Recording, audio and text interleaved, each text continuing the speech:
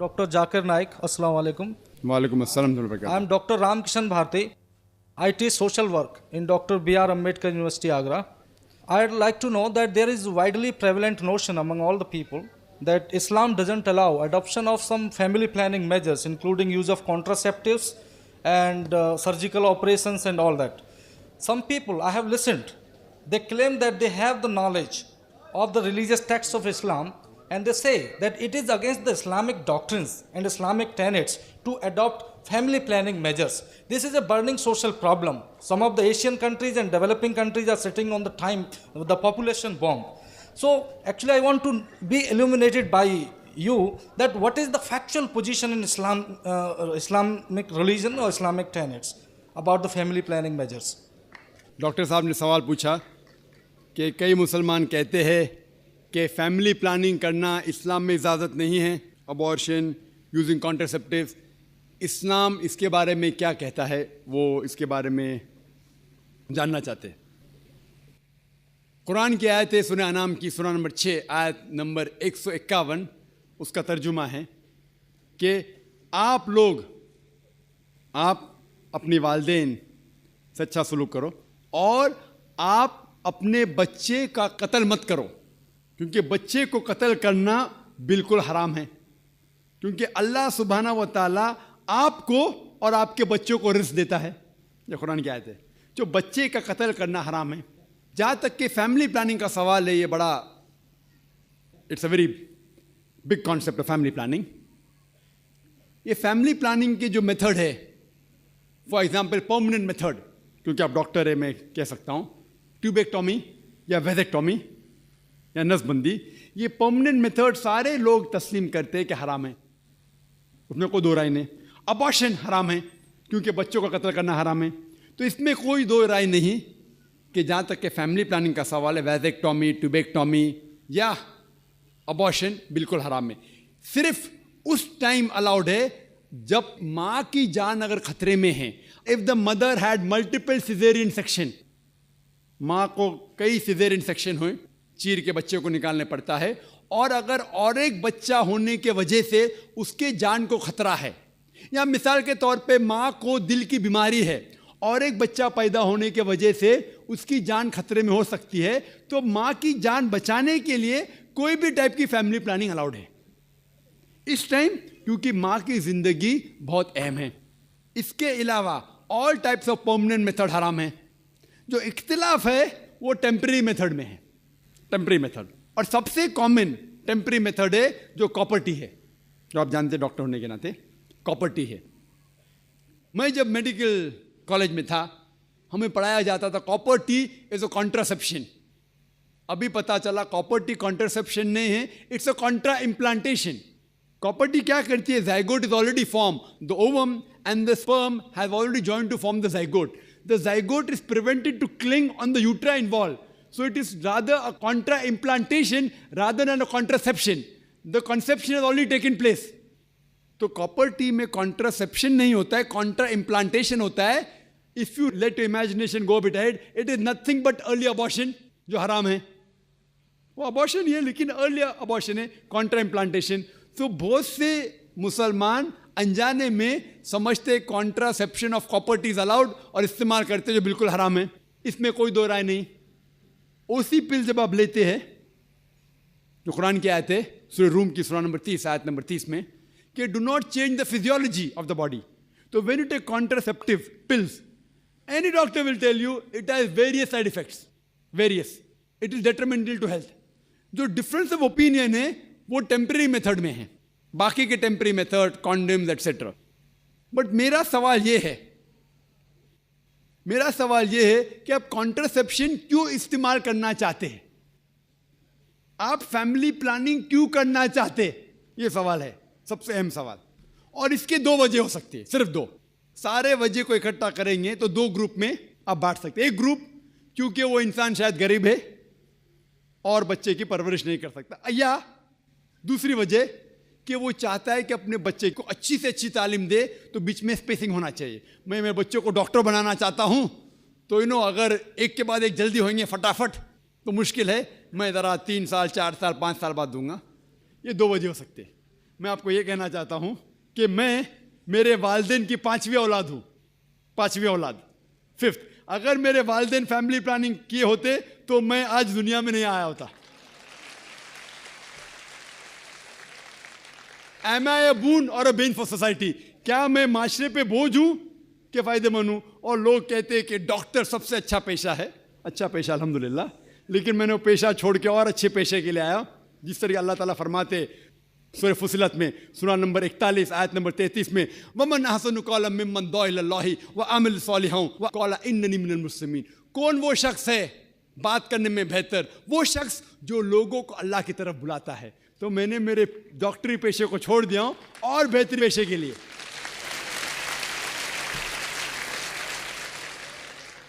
اگر میرے والد اور والدہ, ماں اور باپ فیملی پلاننگ کرتے تو میں دنیا میں نہیں آتا تھا. لیکن اسلام میں ہر پرابلم کا سلیوشن ہے. جیسا میں نے کہا 2 چیزیں وہ ہے.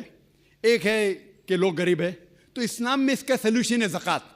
جیسا میں نے کہہ چکا ہوں اپنی تقریر میں کہ ہر امیر آدمی جس کے پاس 85 گرام سونا سے زیادہ سونا ہے یا اتنی دولت ہے, اسے 2.5% زکوٰۃ دینا چاہیے ہر سال. ہر امیر انسان زکوٰۃ دے گا تو غربت دھرتی سے مٹ جائیں گی. کوئی بھی شخص بھوکا نہیں مرے گا. اگر کوئی شخص کے پاس پیسہ کم ہے وہ زکوٰۃ لے سکتا ہے. پرابلم کیا ہے؟ اور جو لوگ کہہ رہے ہیں کہ اسپیسنگ کرنا چاہیے, یہ ایک مالتھیوزین تھیوری تھی. آپ جانتے ہیں کہ Malthusian theory that the crop is inversely proportional to the population. یعنی جتنا پاپولیشن ہے اتنا خطرہ ہے آپ کے کھانے کے لیے. Theory has been disproved. یہ آپ دیکھیں گے یہ صرف ہندوستان میں جو پاپولیشن پرابلم ہے, باقی ممالک میں پاپولیشن از اے بون. آپ امریکہ میں جائیں گے, جتنے زیادہ بچے آپ کے پاس ہیں اتنا کم ٹیکس آپ کو دینے کا. پتہ ہے آپ کو, ینگ چھوٹے چھوٹے بچے پہنتے ہیں I am my father's tax saver. میں میرے والد کی ٹیکس کی بچت کرتا ہوں. جتنے زیادہ بچے اتنا کم ٹیکس. آپ آسٹریلیا میں جاؤ, جتنے زیادہ بچے اتنی پیسے گورنمنٹ دیتی ہے آپ کو ہر سال. 10,000 15,000 20,000, جتنے زیادہ بچے اتنے پیسے گورنمنٹ دیتی. کیوں؟ Population is a bone, it is not a been. Population جتنے زیادہ لوگ اتنا فائدہ. آپ سمجھ رہے؟ اور دھرتی کا صرف 30% استعمال ہوتا ہے. 70% of the land is not being utilised. تو پاپولیشن اگر ڈبل ٹرپل بھی ہوگی تو بھی کوئی نقصان نہیں. وہ پرابلم ہے گورنمنٹ کے پاس کہ گورنمنٹ کو انسان کو صحیح طریقے سے استعمال کرنے نہیں آتا ہے. تو ہم کہتے ہیں ہم دو ہمارے دو, ایک کے بعد ابھی نہیں, 2 کے بعد کبھی نہیں. تو یہ پرابلم ہے کہ ہمیں گورنمنٹ لاس کو بدلنا چاہیے.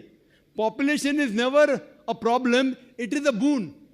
کس طریقے سے انسان کو استعمال کر کے دیش کو بڑھانا چاہیے وہ امپورٹنٹ ہے رادر دین فیملی پلاننگ. اور آپ جانیں گے کہ اللہ سبحانہ و تعالیٰ نے 2 بار قرآن مجید میں اس کے بارے میں ذکر کیا ہے.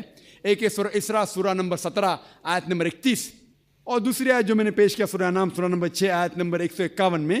پہلے جگہ اللہ تعالیٰ کہتے کہ آپ اپنے بچوں کا قتل مت کرو, کیونکہ اللہ سبحانہ و تعالیٰ آپ کو بھی رزق دیں گا, آپ کے بچوں کو بھی رزق دیں گا.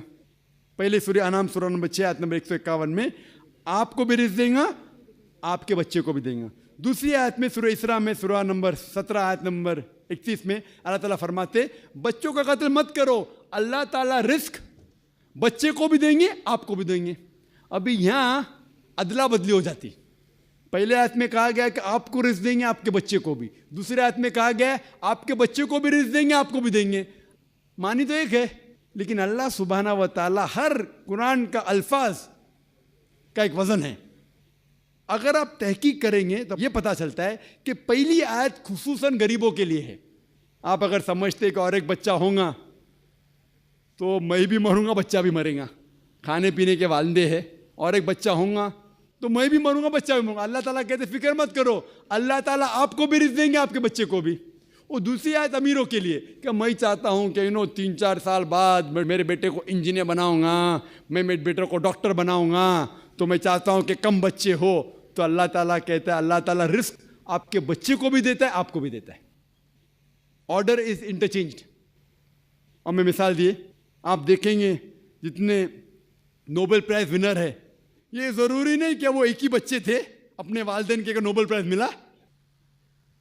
تو یہ غلط فہمی ہے. اور اللہ سبحانہ و تعالیٰ نیچرل فیملی پلاننگ دے چکا ہے. اسلام میں نیچرل فیملی پلاننگ ہے جو قرآن کی آیت ہے سورہ لقمان سورہ نمبر 31 آیت نمبر 14 کہ ماں نے اپنے بچے کو 2 سال تک دودھ پلایا. اور آپ ڈاکٹر ہونے کے ناطے جانتے ہوں گے کہ جب ماں اپنی چھاتی کا دودھ بچے کو پلاتی ہے تو اس کو لیکٹیشن امینوریا ہوتا ہے. مطلب اس کو اور ایک بچہ پیدا ہونا بہت مشکل ہے. یہ اللہ سبحانہ و تعالیٰ نیچرل فیملی پلاننگ کر چکا ہے. لیکن افسوس کی بات ہے کہ آج کی خواتین بریسٹ فیڈنگ میں نہیں مانتے کیونکہ ان کا فگر خراب ہوتا ہے. سب سے اچھی چیز بچے کے لیے ماں کا دودھ. کوئی بھی نیسلے کوئی بھی ملک پاؤڈر اس کی برابری کر ہی نہیں سکتا ہے. تو اللہ has given natural method of family planning. میں جانتا ہوں کہ یہ 100% سیف نہیں ہے. اسی لیے قرآن مجید کی ایک آیت ہے سورہ عمران سورہ نمبر 3 آیت نمبر 54 میں مکروا مکر اللہ واللہ خیر الماکرین. انہوں نے پلان کیا اور پلاٹ کیا, اللہ سبحانہ و تعالیٰ نے بھی پلان کیا. اور اللہ سبحانہ و تعالیٰ سب سے اچھا ماہر ہے پلاننگ میں. اگر آپ سمجھتے کہ آپ پلاننگ کر سکتے فیملی کے لیے, آپ کی فیملی, آپ کو پوری اجازت ہے. آپ سمجھتے کہ اللہ تعالیٰ آپ سے بہتر کر سکتا ہے تو اللہ پہ چھوڑیے. تو یہ تھی دوستو آج کی ویڈیو. اس میں ڈاکٹر ذاکر نائک سے ایک ڈاکٹر نے ہی سوال کیا. آپ لوگوں نے ڈاکٹر کا سوال بھی سنا ہوگا اور ڈاکٹر ذاکر نائک کا جواب بھی سنا ہوگا. میں بہت زیادہ متاثر ہوا ڈاکٹر ذاکر نائک کے جواب سے. وہ اس لیے کہ انہوں نے جو ہے وہ اتنے اچھے انداز کے ساتھ ڈاکٹر صاحب کو جو ہے جواب دیا, ان کو بتایا, پہلے ان کی فیلڈ کے ریلیٹڈ ان کو سمجھایا, ان کو مطلب ان کی فیلڈ سے ہی بتایا کہ کس چیز کا کیا نقصان ہے, کس چیز کا کیا مطلب کیوں منع ہے, کیوں نہیں منع ہے. پھر بعد میں انہوں نے اسلام سے پروو کیا کہ اسلام میں اس چیز کی کیوں ممانعت ہے.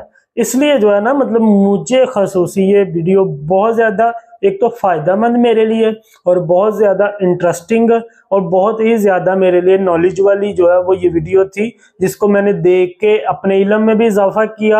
اور اگر آپ لوگ بھی ابھی تک دیکھ رہے ہیں تو آپ لوگوں کے بھی علم میں اضافہ ہوا. تو اسی وجہ سے جو ہے وہ ڈاکٹر ذاکر نائک کے لوگ فین ہیں, لوگ ان سے پیار کرتے ہیں, محبت کرتے ہیں. اور ان کا بیان کرنے کے انداز سے میں بہت متاثر ہوتا ہوں, کیونکہ یہ اگلے انسان کو اس طرح سے سمجھا دیتے ہیں, اس طرح سے سمجھا دیتے ہیں کہ پھر بعد میں اس کے اندر کوئی کنفیوژن بچتی نہیں ہے. جیسے کہ ڈاکٹر ہندو ڈاکٹر نے جو ہے وہ سوال کیا, وہ جا کے بیٹھ کے, اور لاسٹ پہ ان کا موڈ بہت اچھا تھا. ان کے فیس پہ دیکھ کے لگ رہا تھا کہ جیسے وہ مطمئن ہے اس چیز سے, ان کو ان کے سوال کا جواب پراپر مل گیا ہے. اس لیے جو ہے وہ یہ چیزیں مطلب انڈیا میں جو خاص کر یہ میں نے چیزیں دیکھی ہیں, جیسے لاسٹ دنوں میں ڈاکٹر ذاکر نائک پاکستان بھی آئے ہوئے تھے, ابھی ریسنٹلی گئے ہیں, تو یہ چیزیں میں نے انڈیا میں دیکھی ہیں کہ پاکستان کی بنسبت انڈیا میں ڈاکٹر ذاکر نائک کو لوگوں نے زیادہ ایگری کیا. یہاں پہ لوگوں نے بحث کی اور وہاں پہ لوگوں نے ایگری کیا, لاجک کو سمجھ کے, بات کو سمجھ کے, ریفرنس کو سمجھ کے. لیکن یہاں پہ لوگوں نے اس چیز کو ایگری نہیں کیا, نہ بات کو سمجھا, نہ ہی کسی ریفرنس کو مانا, اور نہ ہی ڈاکٹر ذاکر نائک کی کسی بات کو مانا. انہوں نے قرآن مجید سے ریفرنس دیا, انہوں نے ان کی بائبل سے, ہندو کتاب سے, کہیں سے بھی, مطلب انہوں نے نہ لاجک کو مانا, نہ انہوں نے ریفرنس کو, نہ ڈاکٹر ذاکر نائک کی بات کو. بس انہوں نے جو مطلب کہنا تھا وہ آ کے انہوں نے کیمرے پہ کہہ دیا. یہ مطلب مجھے بہت جو ہے وہ اس چیز کا ہوا تھا کہ وہ سچ کو سچ بھی نہیں مان رہے تھے. لیکن ایسا انڈیا میں نہیں ہوتا. انڈیا میں اگر آپ لوگوں کو کوئی چیز مطلب سمجھائی گئی ہے, میں نے ان کے لیکچرز میں دیکھا ہے, ویسے تو میں کون سا انڈیا گیا ہوں, لیکن ان کے لیکچرز میں اگر کسی کو لاجک کا جواب ملا تو وہ اسلام بھی قبول کرتا ہے, اور اگر نہ بھی وہ کرے تو وہ کہتا ہے میں اس کو مزید سٹڈی کروں گا, پھر بعد میں اس کے اوپر ایمان لاؤں گا. شاید وہ مطلب پوری دنیا کے سامنے نہ کرنا چاہ رہا ہو یا بعد میں جا کے کر لے. تو یہ تھی وجہ, اور یہ تھی دوستو آج کی ویڈیو. امید کرتا ہوں آپ لوگوں کو میری ویڈیو پسند آئی ہوگی. اگر میری ویڈیو اچھی لگی تو میرے چینل کو ضرور سبسکرائب کیجیے گا. ملتے ہیں نیکسٹ ایسی ہی ویڈیو کے ساتھ, تب تک اپنا خیال رکھیے گا. اللہ حافظ.